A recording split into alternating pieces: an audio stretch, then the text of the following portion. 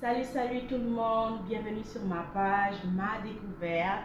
Je vais sans plus tarder me présenter. Moi, je m'appelle Abigail Madungu, je suis d'origine gabonaise. Je suis présentement une résidente permanente du Canada et je suis dans l'attente de l'obtention de ma citoyenneté canadienne. Donc, c'est quoi l'objectif de cette page Ma Découverte? C'est simple, c'est juste une page pour du bénévolat, pour aider des étudiants africains à venir étudier au Canada. C'est sûr que je ne prends pas tout le monde, je ne suis pas une agence, je ne suis pas agent d'immigration, je ne suis pas avocate, rien de tout ça, je suis juste moi et j'ai juste décidé d'aider ceux qui ont besoin d'aide et je le fais totalement gratuitement. Je ne prends pas des frais, je ne prends pas l'argent des gens. Donc pour ceux qui aiment crier au scam, c'est pas la bonne page ici, c'est pas le scam.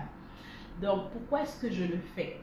Pourquoi je veux aider? Tout simplement parce que moi-même je suis passée par ce processus. Je suis arrivée au Canada en 2015, j'étais étudiante étrangère, j'ai appliqué pour un DEC de 3 ans, un DEC technique parce qu'il y a deux types de DEC. Il y a des DEC préuniversitaires de 2 ans et il y a des DEC techniques. J'ai choisi le DEC technique parce que non seulement avec un DEC technique, à la suite de ça, tu travailles et tu peux appliquer pour la résidence si ton programme a plus que 1800 heures. Donc moi, mon programme était bien évidemment plus que 1800 heures vu que c'est 3 ans. Et je l'ai fait même un peu plus rapidement, je l'ai fini en moins de 3 ans parce que je prenais des sessions d'été. J'ai fait une session d'été qui a fait que j'ai terminé 6 mois avant la fin du programme normalement. Donc en ayant eu mon DEC, ça m'a permis d'avoir un permis de travail post-diplôme. Je pense que sur Internet, vous pouvez faire les recherches. C'est quoi? C'est un permis de travail que le Canada offre après l'obtention d'un diplôme au Canada. Donc, moi, j'ai étudié dans la province du Québec. Ensuite, j'ai pu avoir, pendant que j'avais le permis de travail, j'ai appliqué pour la résidence permanente en passant par le programme PEC du Québec. Donc, c'est aussi ce processus-là que je suggère aux gens, ceux qui ont déjà fait des études universitaires et qui veulent faire des études un peu plus courtes juste pour finir par immigrer au Canada. Donc, pour ces personnes-là, je pourrais vous aider et ce, gratuitement. Mais je sélectionne les dossiers. Il y a des conditions à remplir avant que je puisse sélectionner une personne. Donc sur ma page, vous allez voir quelles sont les personnes que j'ai déjà aidées, qui sont même déjà ici au Canada. C'est le cas de Ruth, c'est la première que j'ai aidée dans son dossier de demande de visa étudiant. Et elle est arrivée en janvier 2022. Elle avait déjà une licence. On a appliqué pour un DEC toujours, mais en informatique, vu que présentement, les domaines suggérés par le gouvernement ou par immigration, il y en a 4. C'est soit informatique, éducation à l'enfance, la santé ou génie.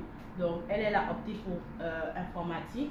Elle est arrivée en janvier. Elle a commencé ses cours et une semaine après, elle a trouvé un emploi. Donc, présentement, elle étudie à temps plein et elle travaille à temps partiel. Donc, elle est correcte là. Elle est vraiment épanouie comparée à lorsqu'elle était en Afrique où elle avait la difficulté à trouver un emploi.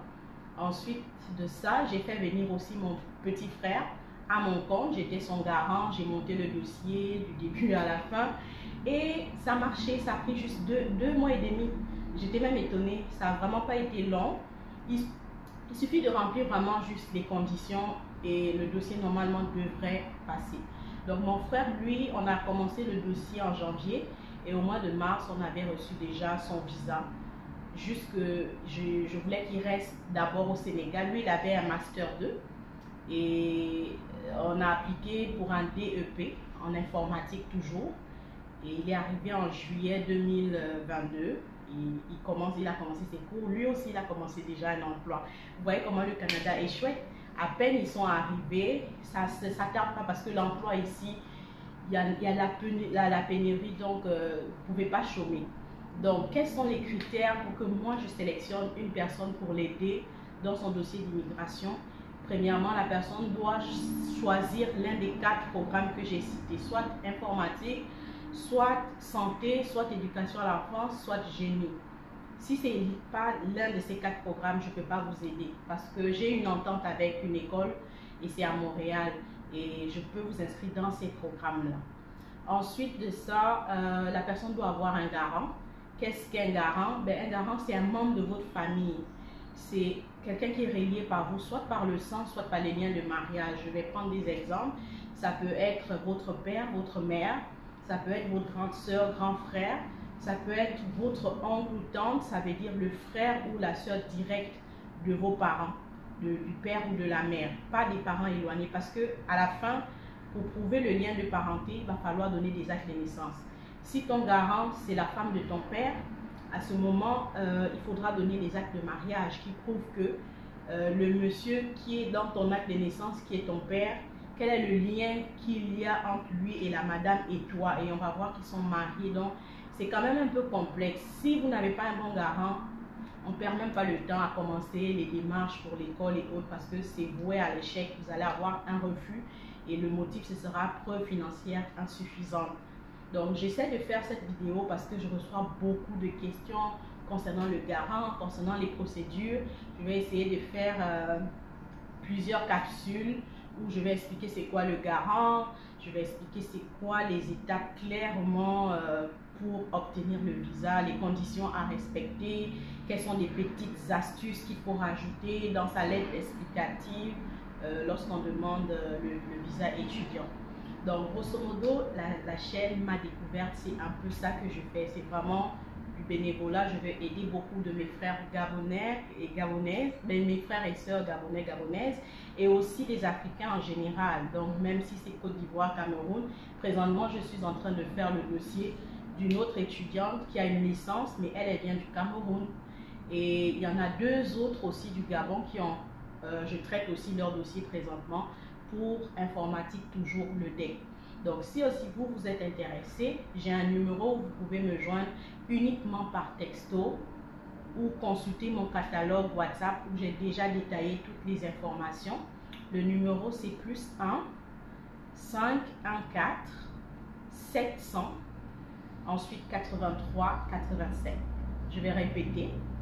+1 514 700 8385. Ça, c'est mon numéro professionnel. Je ne prends pas d'appel. Je préfère être claire. Je ne suis pas une agence. Je ne peux pas répondre à tout le monde à l'heure que vous voulez parce que je travaille. Donc, quand vous avez des questions, allez d'abord visiter le catalogue. Il y a toutes les informations nécessaires et importantes pour vous avant de vous lancer. Puis, si après avoir pris connaissance du catalogue, vous avez des questions qui ne sont pas vous avez des questions dont les réponses ne sont pas dans le catalogue, à ce moment, écrivez-moi. Si vous m'appelez, malheureusement, vous allez vous retrouver bloqué parce que ça agace à un moment donné. Imaginez 30 personnes vous appellent, vous ne connaissez même pas des pays de partout. Je ne peux pas gérer ça malheureusement. Donc, je vais vous inviter à vous abonner à ma chaîne YouTube Ma Découverte et à ma page Facebook aussi Ma Découverte. Et vous pouvez noter mon numéro de téléphone. Donc, comme je disais, pour le moment, j'inscris plus à Montréal. Il est vrai que à partir de août 2023, il y a une exemption pour les étudiants étrangers qui va rentrer en vigueur, mais malheureusement, on n'a pas encore la liste de ces établissements qui vont être admissibles. Les conditions, c'est quoi? La personne doit être un étudiant étranger, il doit être inscrit dans une école en région hors de la métropolitaine de Montréal. Ensuite de ça, il doit être inscrit à l'un des 4 programmes que j'ai cités au début de la vidéo. C'est quoi les programmes? C'est soit génie, soit l'informatique, soit l'éducation ou la santé, juste ces 4-là. Si vous remplissez ces critères et que vous êtes en région, vous êtes étudiant étranger, vous allez payer comme un Québécois. Ça s'applique que au Québec. Donc, pour le moment, sur le site officiel, ils n'ont pas encore donné la liste des établissements. Ce qui veut dire que ce n'est pas tous les établissements en région qui vont être admissibles. Donc, si vous allez vous inscrire, par exemple, à un cégep de Trois-Rivières, vous n'avez pas l'assurance, vous n'êtes pas sûr que le cégep de Trois-Rivières va faire partie de la liste recommandée par immigration. Donc, moi, j'ai suggéré à certains d'attendre. S'ils veulent, ils peuvent déjà appliquer dans certains cégeps en région. mais je ne peux pas vous garantir que ces cégeps-là seront admissibles. C'est pourquoi ceux avec qui je travaille, je leur ai dit, ben, vous pouvez appliquer à Montréal, commencer à Montréal, voir déjà comment ça se passe, payer la première session et ensuite aller faire le reste des 5 sessions en région. À ce moment-là, la liste sera déjà sortie, vous auriez juste à changer d'établissement, vous n'aurez pas besoin de refaire la demande de visa ou la demande de CAQ ou non, vous n'aurez pas besoin de faire tout ce tralala là, c'est juste changer d'école, ça se fait quand vous êtes déjà sur le territoire.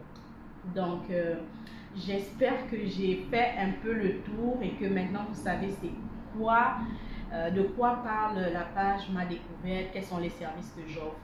Et de temps en temps, je vais aussi aider ceux-là qui ont des questions sur l'emploi.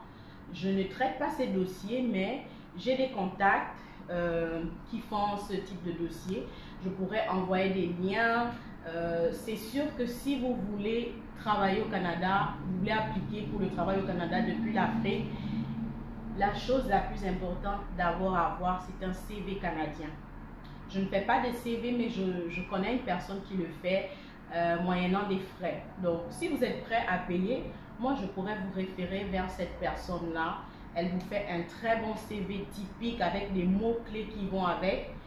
C'est sûr que vous allez forcément trouver un emploi. Et ensuite, je vais vous donner aussi des liens où vous pourrez vous-même aller postuler. Maintenant, si vous n'êtes pas à l'aise, à ce moment, vous pouvez aussi passer par la personne. Je pourrais vous référer vers la personne. Mais comme je disais, il y a des frais pour ça. Moi, je suis plus focalisée présentement sur les étudiants. Tu veux étudier, tu as au moins le niveau bac, tu as un bon garant. Comme j'ai dit, le garant, il doit être un membre de la famille. Il doit avoir 10 000 $ minimum dans son compte bancaire, qui est l'équivalent, je crois, de 6 millions. 6 millions en francs CFA environ. Parce que vu que le taux, il change, je ne sais pas s'il est à 500, il est à 530.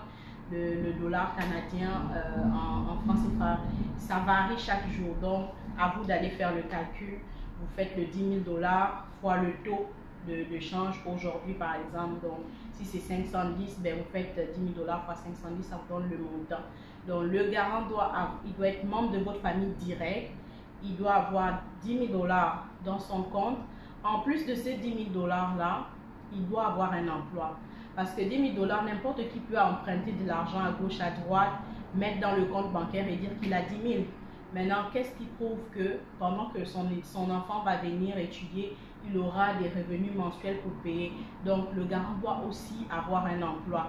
Ça peut être un travailleur indépendant, ça peut être quelqu'un qui a des maisons en location, mais il faut qu'il ait les titres fonciers de ces maisons-là. Donc, toute preuve financière que la personne peut avoir, on va les fournir pour être sûr qu'il remplit les critères. Et aussi, je tenais à attirer l'attention au niveau de l'emploi. Oui, la personne doit avoir un emploi, mais il doit avoir un revenu conséquent aussi. Je vais prendre un exemple. Votre enfant va venir étudier au Canada, l'école coûte 6 millions l'année. Vous gagnez un revenu mensuel de 300 000. Même si vous avez rempli le critère de 10 000 $ dans le compte bancaire qui est le 6 millions là, mais au niveau de l'emploi mensuel, c'est 300 000. Ça ne va pas passer parce que si vous faites 300 000 multiplié par 12 mois, sans compter vos charges, si vous avez d'autres enfants qui restent, il va rester combien que vous allez pouvoir épargner pour payer l'école de l'enfant? À ce moment, l'agent d'immigration qui tombe sur votre dossier, il vous fait un refus pour preuve financière insuffisante. Pourtant, vous aviez le 10 000 $, mais ce n'est pas suffisant parce que ce 10 000 $, il peut finir en un an. Après les autres années, comment vous allez payer l'école de l'enfant, comment vous allez payer la maison et autres, le loyer, le transport. Donc, venir au Canada comme étudiant, ça prend de se préparer financièrement. C'est vraiment pas pour tout le monde. Il est vrai aussi qu'il y a certaines bourses, je vais revenir là-dessus avec plus de précision. Je ne vais pas trop vous remplir la tête avec beaucoup d'informations. Je voulais juste me présenter qui je suis et qu'est-ce que je fais sur ma chaîne. Et je vais faire d'autres vidéos un peu plus détaillées sur le processus pour le garant, quels sont les documents que le garant doit avoir. Je vais faire d'autres vidéos sur comment appliquer pour les bourses pour les étudiants. Je vais faire, lorsque la liste des cégeps ou des universités admissibles en région va être disponible. Je vais faire une vidéo aussi là-dessus. Donc, si vous ne voulez rien rater, et en plus c'est gratuit, abonnez-vous à ma chaîne YouTube, Ma Découverte, et aussi à ma page Facebook. N'oubliez pas de partager, inviter des amis, taguer des amis pour que d'autres personnes puissent être au courant qu'il y a une personne qui peut les aider, et ce gratuitement. Merci d'avoir pris le temps de m'écouter et je vous dis à la prochaine.